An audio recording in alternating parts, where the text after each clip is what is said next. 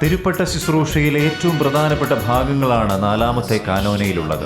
പരിശുദ്ധ റൂഹ പുരോഹിതാർത്ഥിയിൽ വന്നിറങ്ങി അദ്ദേഹത്തിന് പൗരോഹിത്യവരം നൽകണമേ എന്ന് സമൂഹം ഒന്നാകെ പ്രാർത്ഥിക്കുന്നു. 2 കൈവെപ്പ് പ്രാർത്ഥനകളാണ് തുടർന്നു വരുന്നത്. ദൈവത്തിരുമുമ്പിൽ സമർപ്പിക്കപ്പെടുന്ന അർത്ഥിയുടെ മേൽ പരിശുദ്ധാത്മാവിന്റെ കൃപാവരം ഇറങ്ങി വന്ന് പൗരോഹിത്യ ശുശ്രൂഷയുടെ നിർവഹണത്തിന് അർത്ഥിയെ പൂർണ്ണനാക്കണമേ എന്ന് 1-ാമത്തെ കൈവെപ്പ് പ്രാർത്ഥനയിൽ അഭിമന്യ പിതാവ് യാചിക്കുന്നു.